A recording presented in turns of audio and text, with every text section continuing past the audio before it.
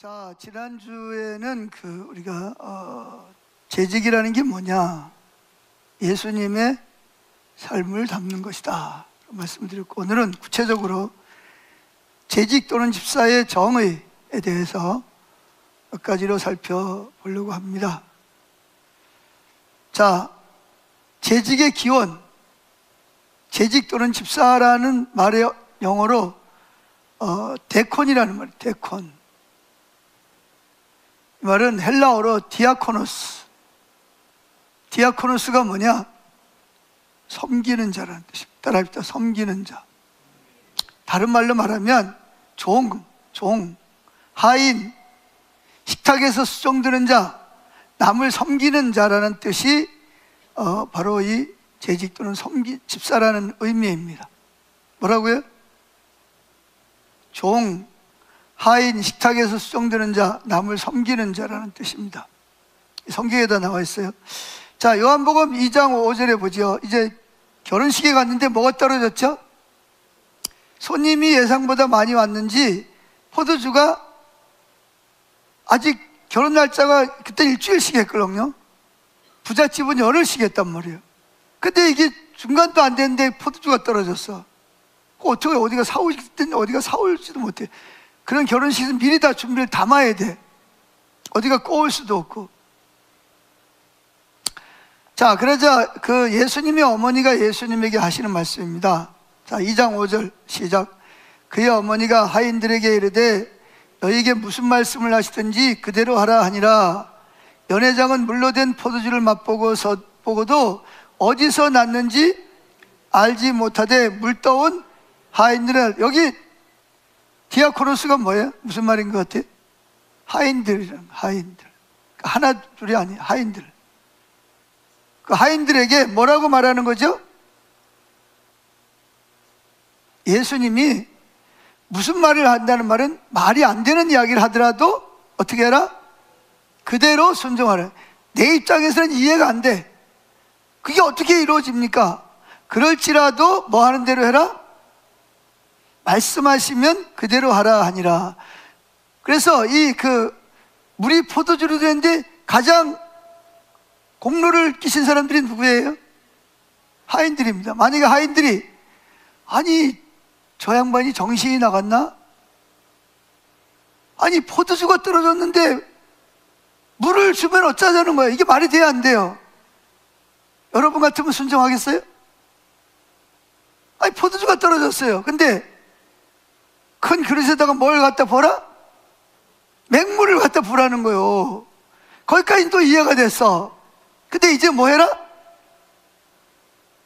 지금 사람들은 뭘 기다리고 있는데, 포도주를 기다리고 있는데 뭘 떠다 줘라? 이게 말이 안 되잖아요, 이게. 근데 여기서 말하는 디아코노스라는 말은 무슨 말이냐? 그럴지라도 뭐 해라? 말이 안 되는 소리를 할지라도 뭐 해라?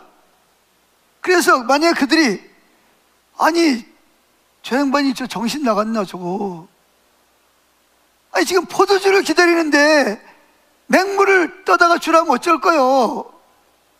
그리고 만약에 뭐 하지 않았으면, 말이 안 된다고, 상식에서 어긋났다고 만약에 순종하지 않았으면 물이 포도주로 되어서 그 잔치를, 파행으로 가는 잔치를 다시 되살리는 일은 일어나지 않았을 거라는 거예요.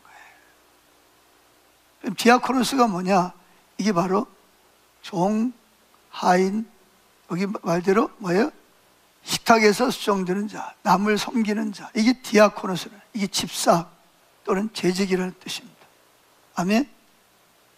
그러니까 여러분들이 이 재직의 또는 집사의 기원이 어디서부터 시작이 됐냐? 이걸 우리가 잘 기억해야 됩니다. 그래서 디아코노스, 이는 봉사하다라는 뜻이거든요. 이건 이제 그때 당시에는 다른 카톨릭에서는 사제라는 말로도 사용을 했습니다. 그래서 예를 들면 에픽테투스라는 말이 있어요. 이게 유대교에서 봉사하는 긍정적으로 말한 내용인데 72역 성경에 보면 봉사를 다른 말로 표현하는데 디아코니아라고 말하고 있습니다. 디아코니아. 에스라 6장 35절에서만 사용되었고, 디아코노스라는 말은 또 에스라 1장 10절, 2장 2절, 6장 1절, 3장 5절 뭐 이런 데 사용이 됐어요. 또 이사야 40장에 보면 고난받는 종, 특히 43장에 보면 고난받는 종, 디아코노스라는 말, 다 뭐냐? 다 종, 하인, 섬기는 자라는 뜻이에요. 예수님도 뭐라고요? 자기를 뭐라 그랬어요? 종이라고 부르고 있어요. 둘로스. 자기를 종이라고 부르고 있어요. 고난받는 종. 다른 말로 말하면 노예라는 말이에요. 노예. 예수님은 자기를 뭘로 했어요? 노예라는, 자기가 노예라는 거예요. 이거 우리나라에서는 이게 잘 사용 안 하는 말인데, 성경의 언어 성경에 보면 예수님이 이사야서 40장이 장차 오실 예수님이 노예의 신분으로 올 것이라는 거예요. 그냥 종이 아니고, 여기서 말하는 종이라는 말은 노예라는 거예요. 노예. 또 이사야 42장 19절에 보면 자녀라는 말로도 또 사용하고 있어요. 이사야 52장 13절에 보면. 그래서 그거를 신약 성경에서는 뭐라 그러냐? 재직 또는 집사라는 말로. 자, 로마서 1장 1절 찾아보실래요? 자, 찾아보세요. 로마서 1장 1절을. 사도 바울은 자기를 뭐라고 말하고 있죠? 로마에 있는 분들에게 편지를 쓰면서 자기를 뭐라고 부르고 있어요? 읽어보실래요? 시작. 예수 그리스도의 종 바울은 사도로 부르심을 받아 하나님의 복음을 위하여 특정함을 입었으니, 자기는 뭘로 특정함을 입었다는 거예요? 원래 종으로 특정함을 입었다는 거예요. 종으로. 여기 종이라는 말은 둘로스라는 말이에요. 둘로스, 헬라어로. 둘로스라는 말은 그 노예 또는 하인, 계급 중에서 제일 낮은 급의 그 노예나 종을, 하인을 가르칠 때 둘로스라는 말을 사용합니다. 바울은 자기 스스로를, 자기를 뭐라고 불러요? 둘로스로. 예수님은 자기를 뭐라고 했어요? 자기를 종. 똑같아요. 이걸 보면 여러분들이 기독교가, 많은 사람들이 이제 세상 때가 묻어가지고 교회로 들어옵니다. 세상에서는 뭐예요? 뭐 이사장, 이사들 중에서 제일 높은 사람이 이사장, 이사, 뭐 또 전무, 상무, 부장, 과장, 뭐 이러니까 뭐예요? 그 직급에 따라서 애엠하고 섬김을 받는, 다른 사람을 부리는 거죠. 그래서 교회의 직분을 뭘로 생각하냐면, 교회에서 목에다 딱 힘주고 다른 사람 시키고, 아니면 담임 목사 태클 거는 거를 직분이라고 생각하는 사람들이 있어요. 자기는 안 하면서 다른 사람 시키는, 이걸 직분이라고 생각을 합니다. 근데 이게 성경엔 그렇게 말하고 있잖아요. 성경에서 말하는 직분은 뭐다? 섬기는 자. 그냥 섬기는 자가 아니고요, 종 중에서도 노예, 제일 하발이 섬기는 사람 말하는 거예요.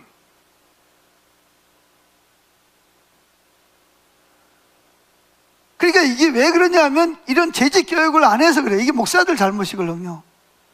성경에서 말하는 재직, 집사, 장로, 권사, 심지어는 목사까지도, 이게 직분이 무슨 의미인지를 안 가르친 거예요.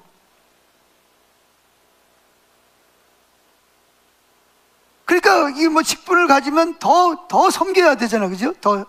그런데 그게 아니라, 직분을 가지면 목에다가 힘 딱 주고, 평신도 때는 안 그러다가 서리집사 때는 목에다 딱 힘주고, 서리집사 때는 안 그러다가 안수집사가 되거나 장로가 되면 목에다 딱 힘주고, 교인들 앞에 군림하려고 그러고.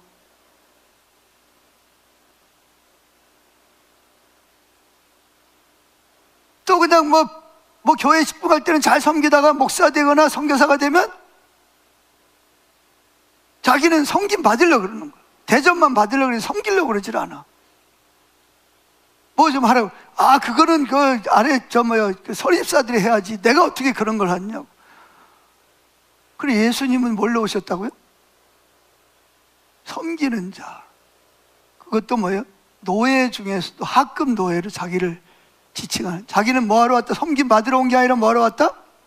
섬기러 왔다. 아니 예수님이 섬기러 왔는데 예수님의 종된 사람들이 난 대우를 받아야 돼. 이게 어디서 나온 건지 잘 모르겠어요. 어쩌다가 교회가 이렇게 됐는지. 교회는 중요한 직분을 가질수록 뭐 해야 돼? 더 섬길 게 없나? 더 섬기는 자세, 낮은 자세로. 물론 질서상 질서에 따라서 다른 사람에게 어떤 일을 시켜야 할 때도 있어요, 질서상. 그러나 마음의 자세는 섬김을 받으려고 그러는 것이 아니라 그 자세가 벌써 잘못된 거예요. 따라합시다. 재직은 섬김을 받는 자리가 아니라 섬기는 자다. 예수님이 그러려고 오신 거예요. 그리고 그냥 섬기는 게 아니고요, 자기 목숨을 뭘로? 돈만 주는 게 아닙니다. 시간만 주는 게 아닙니다. 재능만 주는 게 아니라 자기 하나밖에 없는 목숨까지도 대속물로 주려고 오신 것이, 그게 예수님이 땅에 오신 목적이에요. 이게 교회라는 겁니다. 그런데 이게 어쩌다가 교회가 이게 타락해가지고 말이죠, 무슨 직분을 무슨 뭐 애마고 목에다 힘주고 교인들한테 섬김 받으려고 그러는 그런 직분으로 이게 전락해버린 거예요. 그러니까 교회에서 직분을 맡고 싶은 건 좋은 거예요. 근데 좋은 건데 왜 직분을 가지려고, 왜 직분을 받기를 원하느냐, 이 마음의 자세부터 잘 생각해 봐야 됩니다. 뒤에 나오겠지만 직분을 받고 감당하지 않으면요, 섬김을 받으려고 하는 사람들은요, 양과 염소로 구별할 때 염소로 가버립니다. 염소로. 섬기라고 직분을 줬더니 섬기질 않고 애헴하고 바뀌면 해. 그럼 뭐예요? 너는 염소. 섬긴 사람들은 양.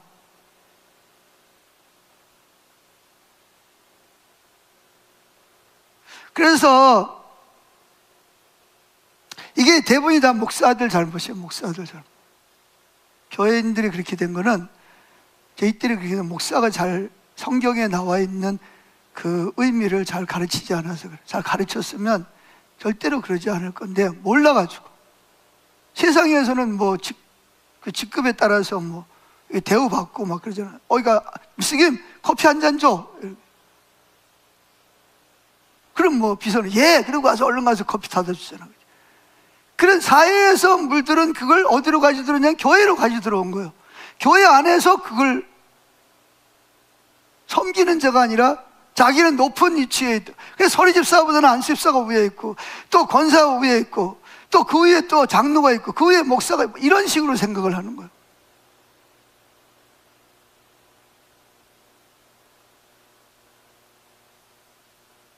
이런 게 왜 그러냐? 이게 재직 교육을 잘 안 받아요. 근데 하긴 재직 교육 받아도 그래. 재직 교육 받아도 우리 자꾸 잊어버리걸랑 나와요. 그래서 계속 훈련을 받아야 돼. 그게 문제가 뭐냐? 목사가 문제예요. 목사가.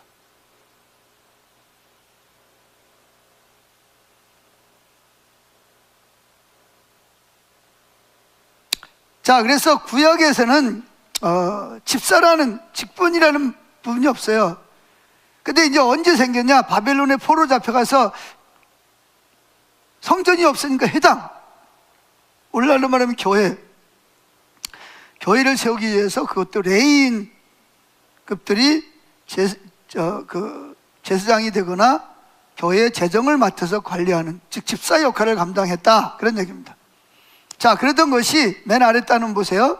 사도시대에 이르러 교회가 점차 흥왕함에 따라서, 부흥됨에 따라서 교인들이 많이 늘어나기 시작을 하니까 하루에 막 5,000명, 3,000명씩 막 갑자기 막 하루아침에 막 부흥이 일어나가지고 막 들어오는 거예요. 그러다 보니까 어려운 사람들을 교회가 도왔단 말이에요. 특별히 과부들을. 지금처럼 무슨 여자들이 나가서 직장 일을 할 수 있는 그런 사회가 아니었어요. 다 집에서 그냥 남편이 벌어다 주는, 자녀가 벌어다 주는 것만 먹고 살아야 돼. 그런데 이 과부는 뭐냐? 자식도 없어요. 남편도 없어요. 그러니까 생활이 그러니까 그걸 누가 책임졌냐? 교회가 책임을 진 거예요. 그 사도들이 쉽게 지금으로 말하면 차 끌고 조집사님네 가가지고 구제할 거 좀 있으면 달라고. 옷 같은 거, 뭐 음식 같은 거, 라면 같은 거 있으면 다 걷어가지고, 그 다음에 어디 가냐? 신장로님네 집에 가가지고 이 집에 뭐 필요한 거, 뭐 내놓을 거 있으면 내놓으라 그러고, 그 다음에 최집사님네 집에 가고, 지집사님 그래가지고 뭐예요? 그때 옛날에 이게 리어카 끌고 쉽게 말하면 구르마 끌고 다니면서 다 그거 모아가지고 이제 또 누구네 도와줘야 되냐? 누구네 집 도와줘야 되냐? 아무개 과부 아무개 그쪽으로, 그럼 당신은 그쪽으로 가라고. 리어카 끌고 가고 당신은 이쪽으로 가라. 그렇게 하다 보니까 뭐예요? 기도도 못하지, 말씀도 제대로 못 전하지. 근데 그것까지도 좋아. 근데 막 그러다 보니까 다른 나라에서 살다가 이제 자기 나라로 들어와서 사는 사람들, 교회가 해주기를 기대하고 교회 왔는데 이 본토에서 태어난 유대인들은, 왜냐하면 그 사도들이 대부분이 다 유대인들이잖아요, 그죠? 그 예루살렘 어떻게든 뭐 갈릴리 사람이든 누구든 하여튼 다 그 유대인들이잖아요. 본토 유대인들이잖아요, 그죠? 그러다 보니까 헬라파 유대인들은 잘 모르는 거야. 얼굴도 잘 모르고 명단에서 자꾸 빠지는 거야. 그래, 이게 하루 이틀도 아니고 말이죠. 헬라파 유대인 과부들은, 가난한 사람들은 계속 구제해서 명단에서 빠지는 거야. 오늘날로 말하면 셀 리더들이 셀 보고서를 잘 안 올리는 거야. 누가 가난한지, 누굴 도와야 되는지를 안 알린 거야. 그러니까 사도들은 알 리가 없잖아, 그죠? 누가 무슨 뭐 상을 당했는지, 누가 애들이 아픈지, 뭐 사고를 당했는지 모르잖아요. 그러니까 못 도와주는 거야. 그러니까 그 사람들이 한마디 보니까 앞집은 유대인 과부라서 목사가 신방도 잘하고 뭐 구제비도 잘해주는데 왜 나는, 우리 집은 오지도 않고 안 해주는 거야? 그러다 보니까 옆집 또 헬라파 다른 그 사람들끼리 또 통하잖아, 그죠? 우리도 안 와. 그래? 우리도 안 와. 그러다 보니까 뭐야? 이 사람들이 집단 반발을 하는 거예요. 뭐야 도대체, 교회가 하나님의 사랑이라면서 왜 말하고 틀려? 막 불평을 하기 시작하는 거예요. 잘못하면 이방인과 그 헬라파 유대인과 그 본토 유대인하고 잘못하면 교회가 나눠지게 생겼어요. 사도들이 모여서 의논합니다. 그러니까 우리 이게 한계다. 그러니까 우리가 뭔가 이래가지고는 안 되겠다. 그래서 기도하고 생각한 게 뭐냐? 여러분 중에 다음 주에 말씀드릴 거예요. 성령이 충만하고 지혜가 충만하고 칭찬 듣는 자, 그런 사람들을 뽑아 세우시오.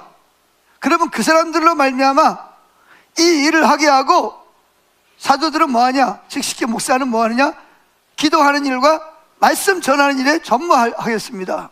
그래가지고 교인들에게 광고를 해서, 그 이름을 보면 알겠지만 빌립, 스데반 대부분이 다 헬라파 유대인들입니다. 그러니까 유대인들은, 본토 유대인들은 뭐 다 대부분 아니까, 그럼 헬라파 당신들 중에서 자격 있는 사람들을 뽑아 세우셔. 그래가지고 그들에게 처음에는 집사라는 말이 없어요. 그냥 일꾼을 뽑아 세운 거예요. 그래서 안수를 해서 세운 것이 최초의 재직을 세운 겁니다. 아멘. 그게 어디 나오냐? 사도행전 6장에 나옵니다. 사도행전 6장 찾아보세요. 지난주에 다 살펴봤지만 그래도 한 번 더 살펴봐.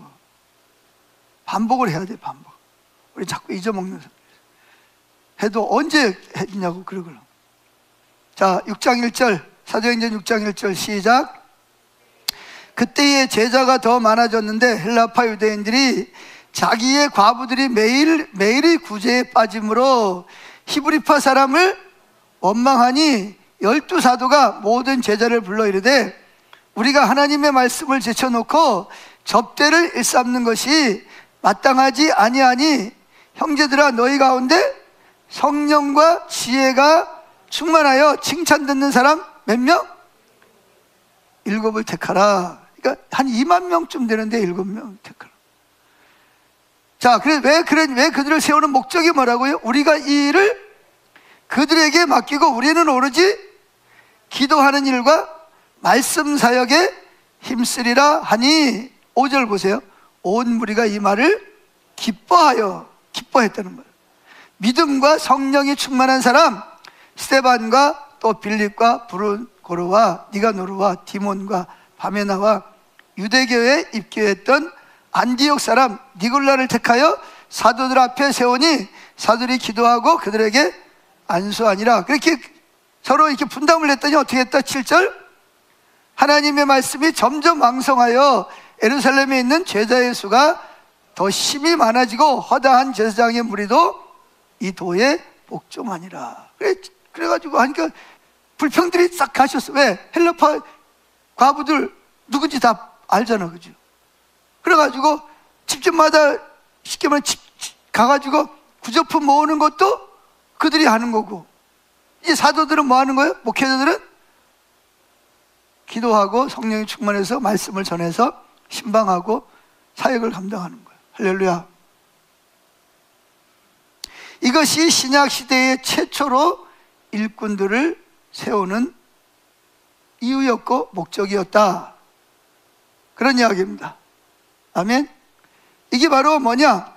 그래서 여기에는 집사라는 말이 나와요, 안 나와요? 집사라는 말이 무슨 말이라고요?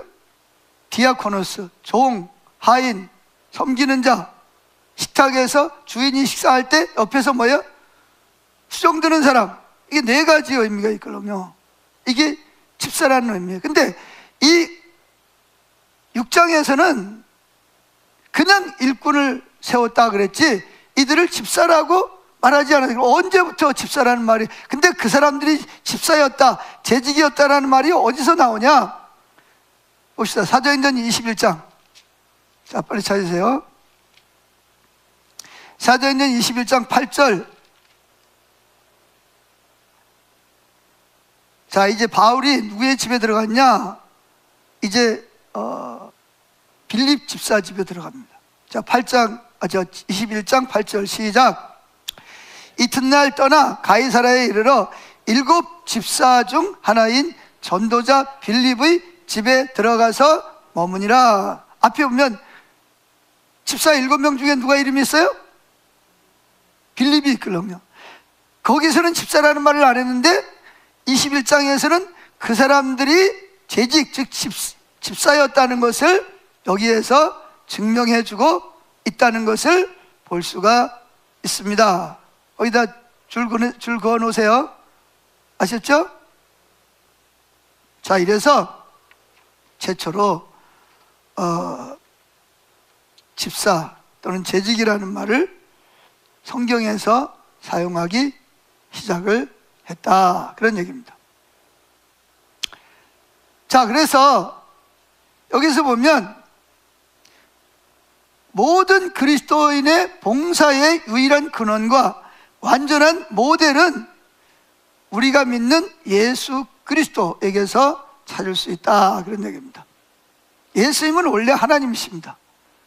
그런데 어디까지 낮아지셨어요? 집사로 내려온 거예요. 뭘로 내려왔다고요? 집사로, 재직으로 내려온.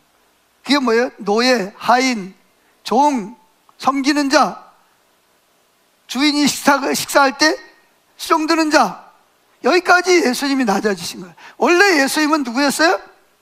하늘과 땅을 창조하신 삼위일체 하나님이었습니다. 근데 그분이 어디까지 낮아지신 거예요? 집사로, 재직으로 낮아지신 거예요.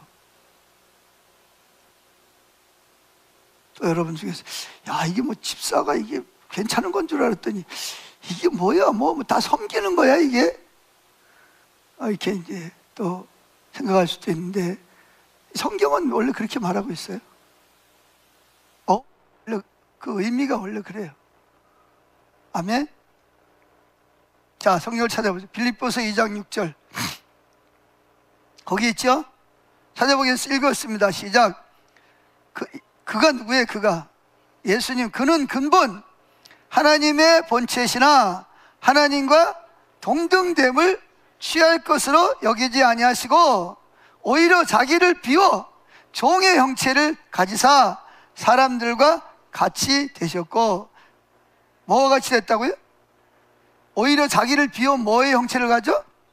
여기 종이 뭐냐면 집사라는 거예요. 섬기는 자라는 거죠. 하인. 거기까지 낮아지신 거란 말이에요. 뭐 하기 위해서? 자기를 비웠어요. 자기는 원래 하나님 대접받는 하나님이에요. 예배받는 분이에요. 근데 자기를 비운 거예요.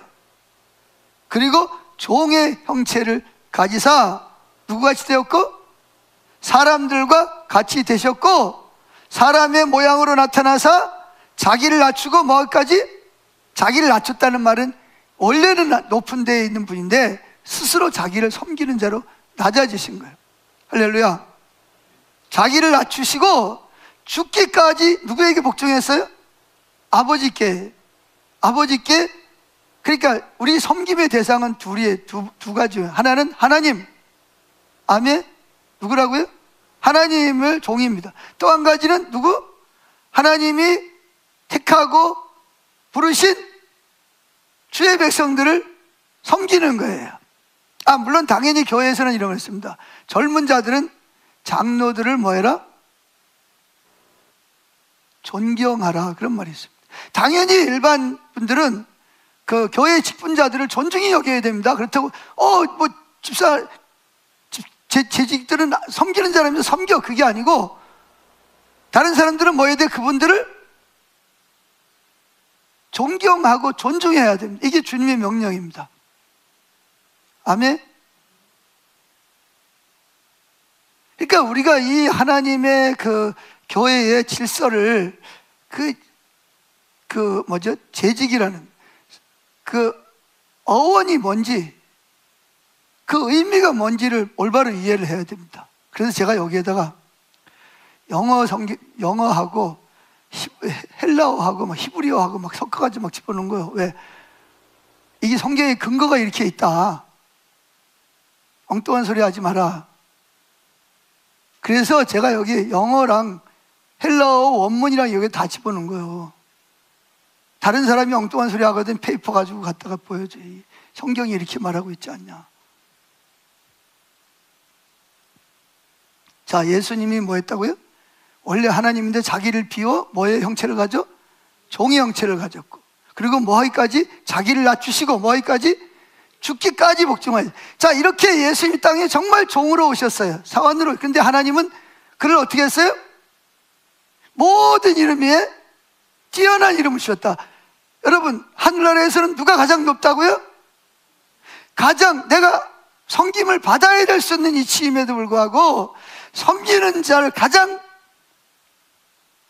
잘 섬기는 사람이 하늘나라에서는 가장 높임을 받는. 그래서 예수님이 가장 잘 섬겨서 모든 사람 위에 뛰어난 이름을 주신 거예요.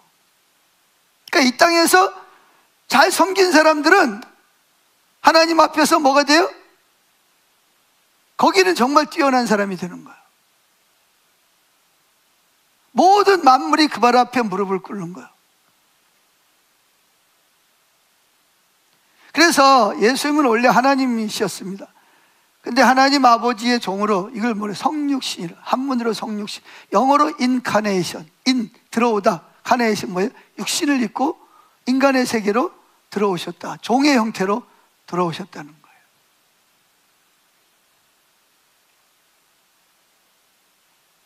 그래서 이 예수님은 하나님이신데 이 십자가의 고난을 통해서 종과 주인의 관계를 완전히 뒤집어 넣어버렸습니다.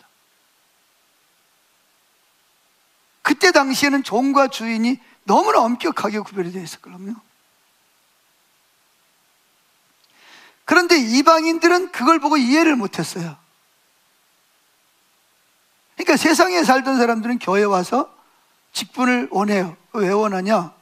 그 직분이 섬기는 직분이 아니라 섬김을 받는 직분이라고 생각하고, 섬김을 받으려면 직분을 받아야 된다고 생각하는 거예요. 계급, 벼슬, 직위를 생각을 하는 거예요.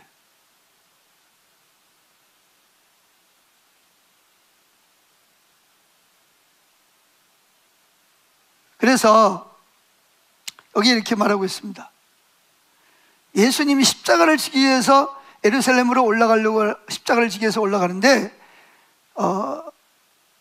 요한과 야고보가, 그 어머니가 예수님을 통해서 로비를 합니다. 뭐라고 로비를 하냐? 당신이 예루살렘에 올라가서 왕이 되거든 내 아들을 하나는 우편에 하나는 좌편에 앉게 해달라고 로비를 합니다. 그랬더니 제자들이 막 그걸 듣고 막 화가 나가지고 씩씩거리면서 막 속에 다 그런 게 있으니까, 다 섬김을 받으려고, 높아지려고 하는 마음이 있으니까 막 씩씩거리고 그래요. 그랬더니 예수님 그들을 불러다가 이렇게 말합니다. 같이 읽어보죠. 너희 중에 누구든지 크고자 하는 자는 섬기는 자, 디아코노스가 되고, 너희 중에 누구든지 으뜸이 되고자 하는 자는 모든 사람의 종이, 즉 둘로스, 종이 되어야 하리라. 인자가 온 것은 섬김을 받으려 함이 아니라 도리어 섬기려고, 그 다음에 뭐예요? 자기 목숨을 많은 사람의 대속물로 주려 함이니라. 너희들 뭔가 좀 잘못 알고 있어. 너희들 그 직분이 뭔지 아냐? 그거는 세상 사람들처럼, 집권자들처럼 권력 구조처럼 그런 생각을 가진 너희들 야망이 있는데, 그건 너희들 잘못 생각한 거야.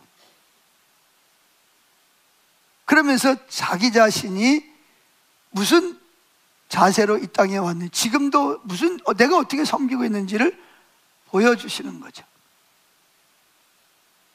그런가 하면 예수님의 최후의 만찬 석상에서 있었던 사실을 기록한 누가는 이렇게 기록하고 있습니다.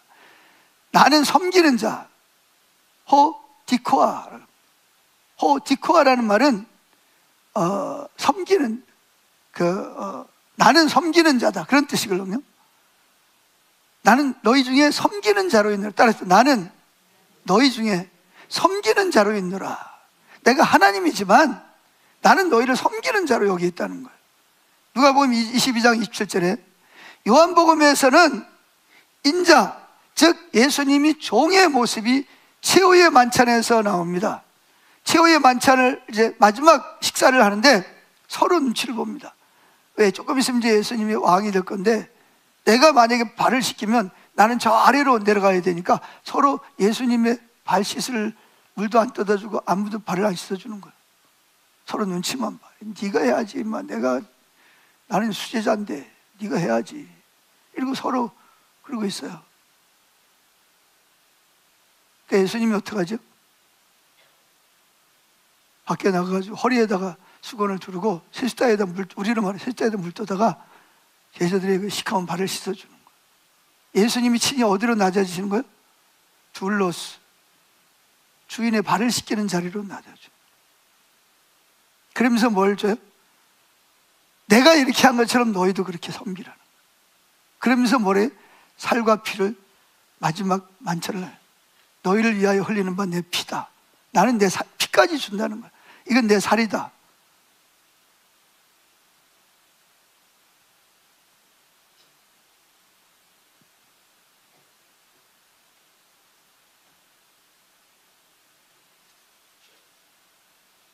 자, 그 다음에 이제 마태복음 25장에 보면 31절부터 보면 예수님이 재림에서 최후의 심판을 보면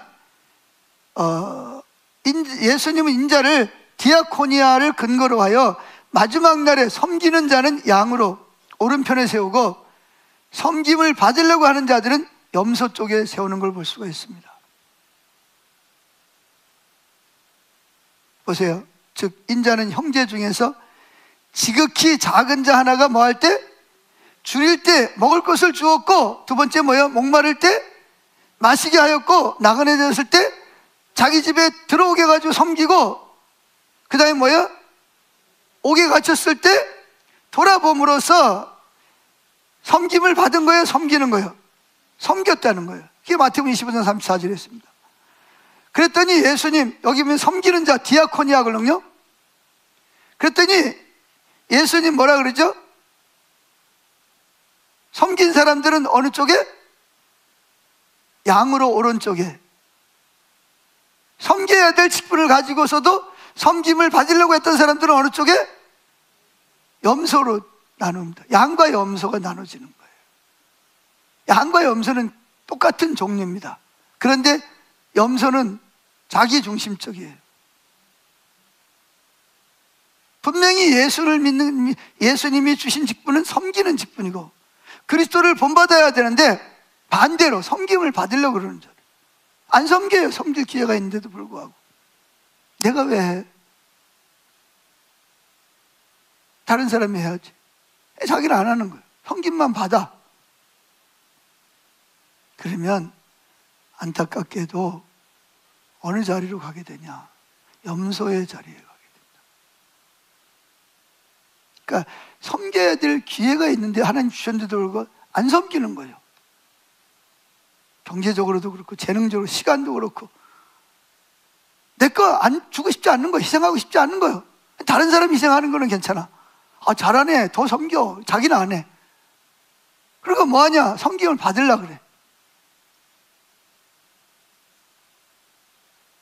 이게 왜 이런 일이 나냐면, 이게 재직이 뭔지를, 성경에 나오는 이 어원, 의미를 잘 모르기 때문에. 알면 안 그러죠. 아는데 누가 염소가 되고 싶어가지고 그러겠어요.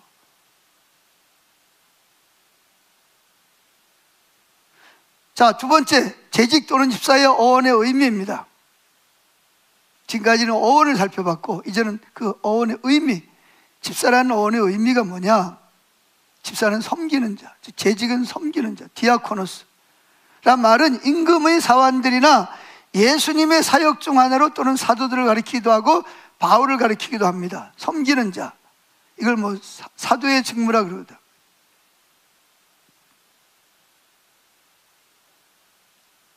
원래 세상에서도 권세자, 하나님이 권세를 주신 이유가 뭐냐? 백성들을 섬기라고 주신 거거든요. 근데 이게 변질이 돼가지고 백성들 위에 군림하는 거지. 자, 작은 첫 번째 보세요. 재직 혹은 집사는 하인의 자세를 가져야 한다. 자, 쭉쭉쭉 읽어 나갈게요. 자, 여기 하인은 어떤 하인이죠? 일반적으로 생각하는 노비가 아니라 여기 하인은 주인이 식사를 합니다.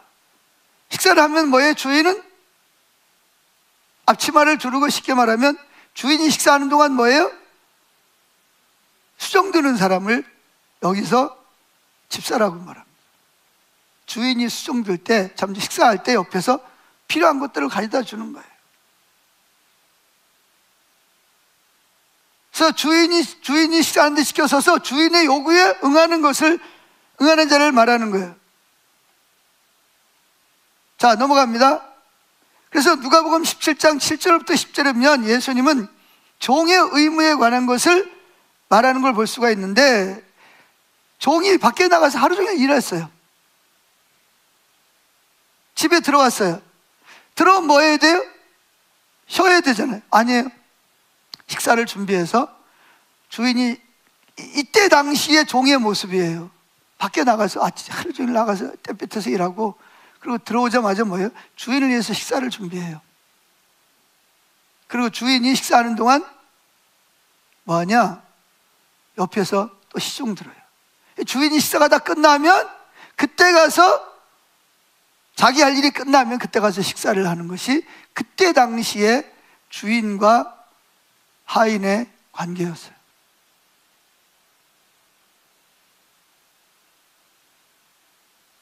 또 이거 재직 세미나 듣고 나 재직 안 하겠다고 또 내놓는 사람도 생기는 거 아닌가 모르겠네.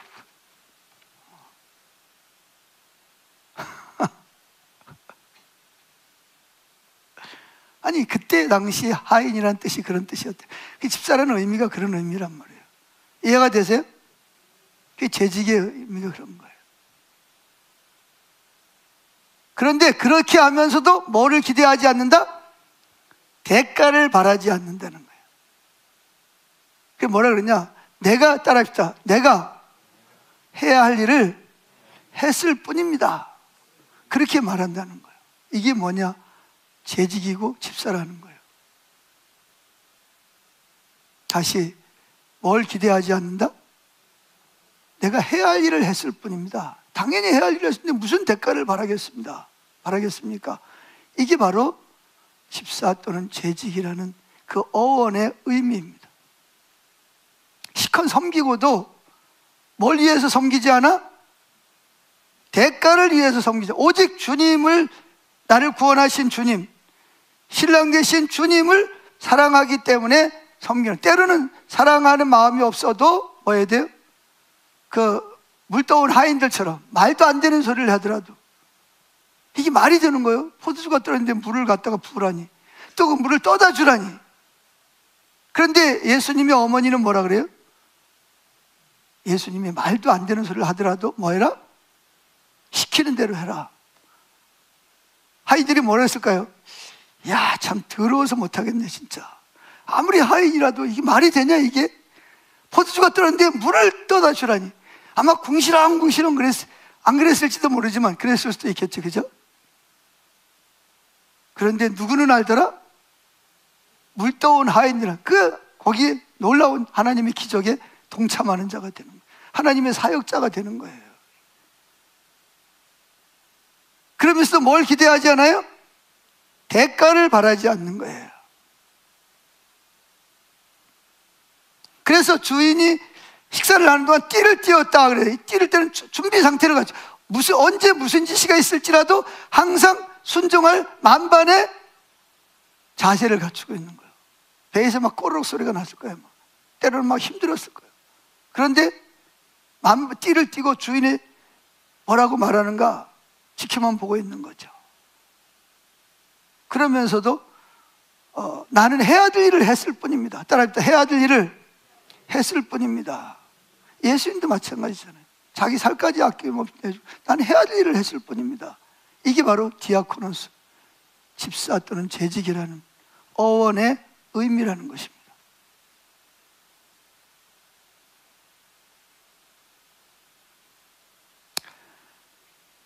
그것은 어떤 수고비를 바라지 않는다는 것을 말하는데, 이는 겸손하고 소박한 순종의 상태를 의미하는 거다. 오늘날 우리는 모든 일에 대해서 주어진 이 사회 환경에, 세상에서는 그러잖아요. 뭔가 열심히 잘하면 반드시 뭐가 따라가야 돼? 대가가 안 따라가면 안 와버리잖아요. 대가가 안 따라오면 안 해요. 뭐 칭찬이나 무슨 대가에 너무 익숙해져 있어요. 자본주의 시대의 필연적인 산물인 것이 교회 일가운데서도 공견하게 이 분별의 벽이 무너져가지고 교회 안에 들어와 있는 거예요. 대가는 꼭 물질적인 대가만을 말하는 게 아니에요. 자기가 어떤 한 일에 대해서 교인들로부터 인정을 받으려고 받는, 신앙이 좋다는 평가를 받는다든지, 순종을 하여 그 대가로 다른 직분을 요구하거나 하나님으로부터 나는 축복을 받아야 된다 라는 그런 생각을 가지고 있는 것이 솔직한 우리의 마음이라는 거죠. 그런 마음이 들 때마다 내쫓아야 됩니다. 그런 마음을. 아멘? 그건 정상이 아니거든요. 그런 마음이 있을 때마다 사탄아 물러가라. 너는 나를 넘어지게 하는 자로다. 예수님이 십자가에 못 박혀 죽는다 그러니까, 버림받는다 그러니까 베드로가 그런 일이 어떻게 일어날 수 있겠냐. 당신은 주님이신데. 그러자 예수님은 사탄아 물러가라. 너는 나를 넘어지게 하는 자로다. 제가 생각이 납니다. 제가 전에 있던 교회에서 하나님의 은혜로 3년 만에 200명을 전도했습니다. 3년 만에 몇 명? 200명의 중고등부를 전도를 했어요. 그래서 거기 목사님이 폐암으로 돌아가시면서 이 교회 네가 맡아라 그랬거든요. 근데 이건 제가 한 게 아니죠. 근데 어떻게 했는지 잘 모르겠어요. 지금도 내가 어떻게 그 일을, 그래가지고 교육관을 새로 지어야만 됐어요. 거기 있다 오신 분들 계시니까. 교육관이 원래 없었어요. 근데 중고등부가 200명이 넘어가니까 따로 예배 장소를 그래가지고 교육관을 지어야 되는 그런 일이 있었어요. 그런데 막 목사님이 막 계속 잘했다고 칭찬은 안 하고 뭘 해요? 잘못하면 또 잘못했다고 막 뭐라 그러고. 그래서 내가 더러워가지고 내가 때려치운다. 내가 다른 교회 가서 이렇게 열심히 하면 뭐예요? 목사님이 막 이렇게 칭찬할 때 저 목사님은 맨날 야단만 친다고. 그래서 내가 사표를 몇 번 섞으려고 그랬더니 우리 집사람이 하는 소리가, 참 제가 진짜 장가를 잘 갔어. 집사람도 그래요? 때려치워버려. 이러면 어떻게 됐겠어요? 근데 우리 집사람도 독해요. 뭐라 그래? 여기서 그것도 못 견뎌가지고 어떻게 나중에 목회하려고 그래. 아니, 마누라가 옆에서 좀 이렇게 좀 위로를 좀 해주고 좀 같이 맞장구를 쳐줘야 되는데, 그 주기철 목사님이 그 본부인이 죽고 후처를 얻었잖아요. 교인들이 막 결혼해야 된다, 혼자 목회 못한다, 그래 후처를 얻었잖아요. 그래가지고 신사참배 반대해가지고 교도소에 갇혔어요. 그래 어느 날 명절이 돼가지고 풀어주는 거야. 왜? 집에 가면 마음이 바뀌어가지고 신사참배할 줄 알고.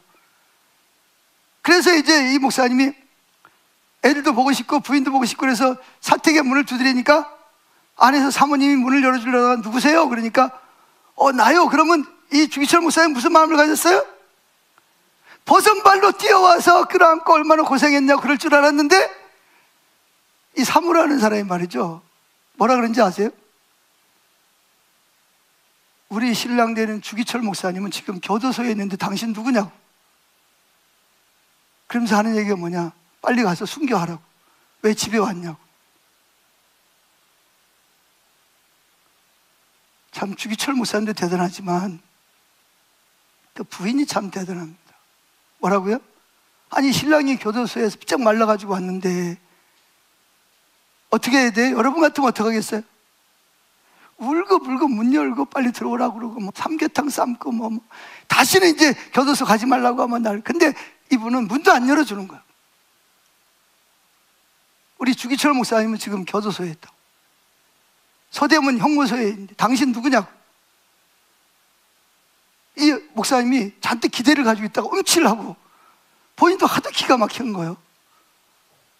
그럼 뭐라 그러냐, 당신은 끝까지 신사참배하고 순교하라고.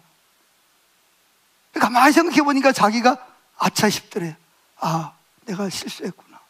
이 주기철 목사님 참 대단한 분이에요. 그래가지고 어떻게 돌아서 가지고 다시 교도소, 서대문 교도소 형무소로 들어. 형무소 형사들이 깜짝 놀라. 당신 왜 왔냐고. 아, 나 순교하려고. 나 신사참배 못한다고. 결국은 뭐예요? 이런 성판에다가 못을 박아가지고 줄로 갈아가지고 빠직하게 만들어 놓고, 그러면 신사참배 안 하려면 여기를 걸어가든지 신사참배를 둘 중에 하나를 선택하라니까 목사님이 뭐랬어요? 저 높은 곳을 향하여 하면서 발을 딛고 올라가, 발에서 목 올라가지고 못이 막 우르막 올라오니까 막 핏방울이 막 뛰고 막 날려가는, 거길 걸어가는 거예요.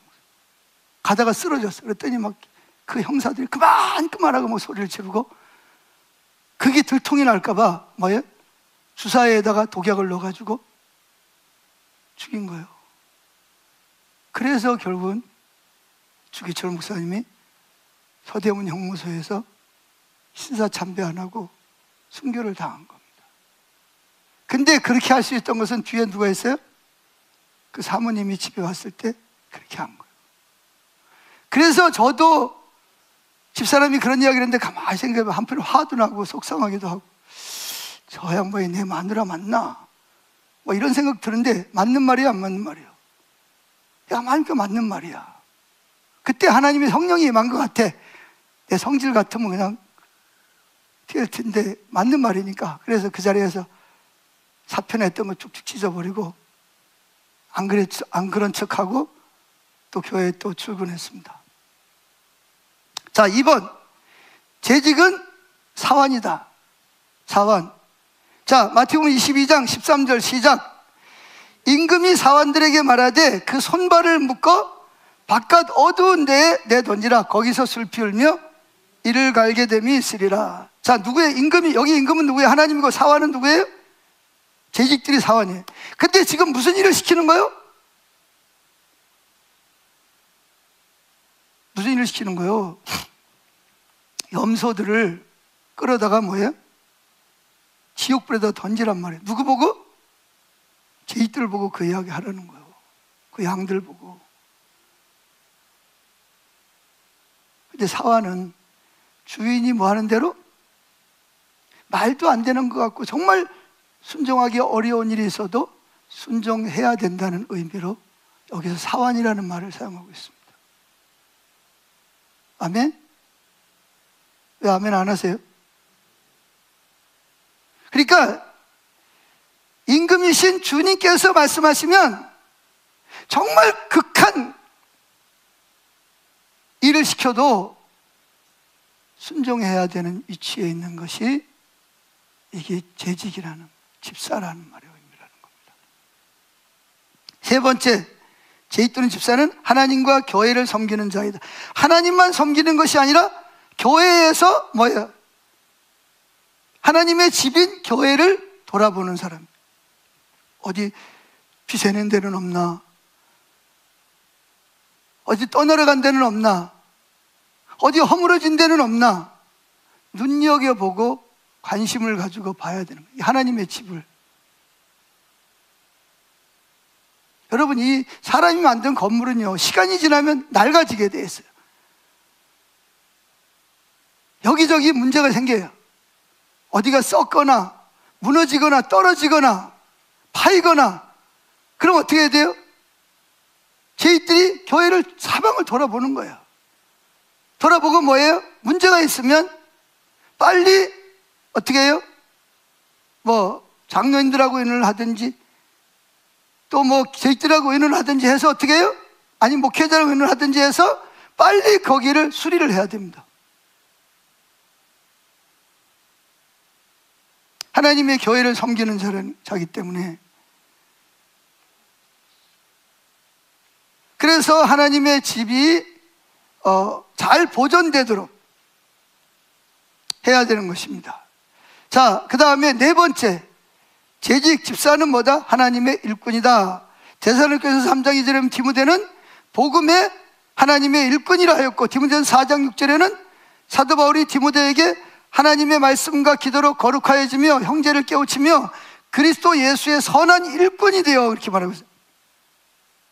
골로새서 1장 7절에는 에바브로를 그리스도의 신실한 일꾼으로, 골로새서 4장 7절에는 두기고가 신실한 일꾼으로 표현되어 있다. 일꾼이라는 말은 집사에도 더 넓은 의미로 말하면 목사나 장로나 집사나 권사할 것 없이 재직은 모두가 다 하나님의 일꾼이라는 거예요. 이게 뭐냐? 복음을 전하고 양들을 돌아보는 역할을 감당해야 된다. 네 번째, 자 빨리빨리 진행합니다. 재직 및 집사는 사역자이다. 고린도전서 3장 5절 디아코노스라는 말이 있습니다. 이걸 디아코노스는 뭐냐? 하나님의 사자로 번역되어 있는 걸 보고, 사역자, 따라합시다. 사역자. 사역자는 복음의 사역자를 말하는 겁니다. 자, 고린도전서 3장 5절 시작. 그런즉 아블로는 무엇이며 바울은 무엇이뇨? 저희는 주께서 각각 주신 대로 너희로 하여금 믿게 한 뭐니라? 사역자들. 우린 사역자들입니다. 재직은 사역자예요. 사역. 누구의 사역? 하나님의 사역. 사역자입니다. 예수님만 사역자가 아니에요. 재직은 모두 다 사역자입니다. 자, 5번. 재직 또는 집사는 뭐라고요? 하나님의 선한 청지기이다. 청지기는 디아코노스라는 말입니다. 그 이외에도 오이코노모스라는 말을 사용합니다.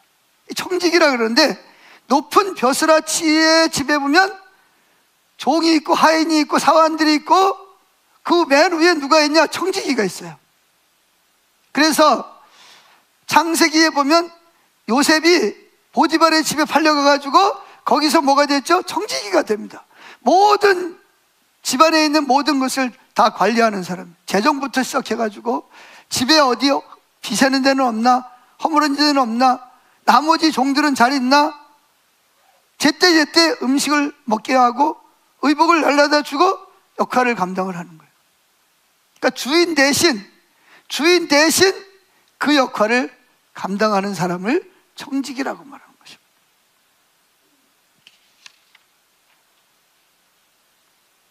자, 넘어가서 고린도전서 4장 1절에 보면 읽어봅시다.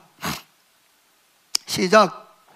사람이 마땅히 우리를 그리스도의 뭐요?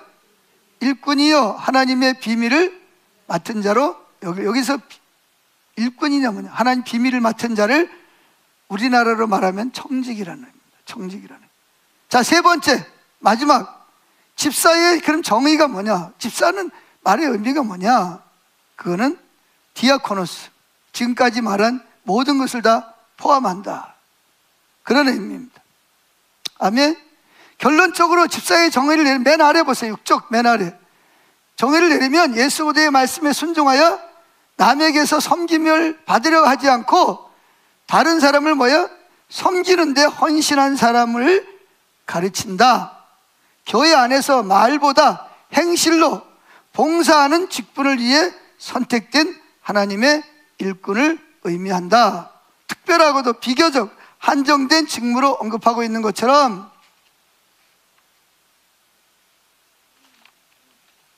보이며, 또는 감독이나 이게 뭐죠? 비숍이라고 그러죠. 비숍.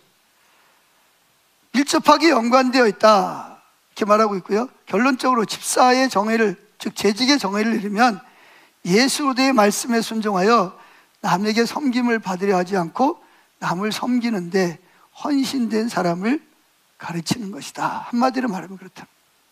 교회 안에서 말보다 행실로 봉사하는 직분을 위해 선택된 하나님의 일꾼을 재직 또는 집사라고 말한다, 이겁니다. 성경적 근거가 뭐냐? 고린도후서 6장 4절 예수 그리스도의 일꾼, 고린도후서 3장 6절 새 언약의 일꾼, 에베소 3장 7절 복음의 일꾼, 골로새 1장 25절 교회의 일꾼, 디모데전서 데살로니가전서 3장 2절 또는 사도행전 19장 22절 다 뭐라 그랬어요? 일꾼이라고 말하고 있습니다. 하인, 종, 사환 이런 말 다 같이 들어가는 거예요.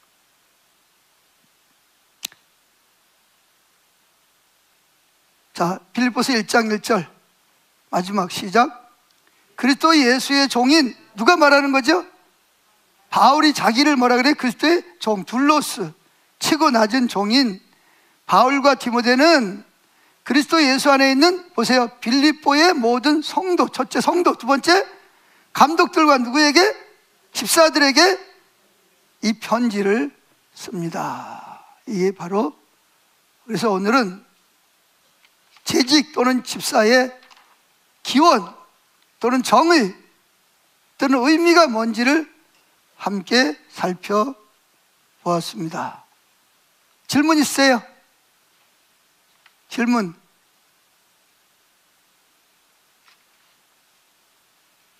집에 가서 쉽지는 않겠지만 집에도 잘 내버려두고 누가 혹시 묻거나 그러면 페이퍼를 가지고 잘 답변을 해 주시면 좋을 것 같습니다. 질문 없으시죠? 예. 그럼 한번 기도하겠습니다. 반주자 좀 나오시죠?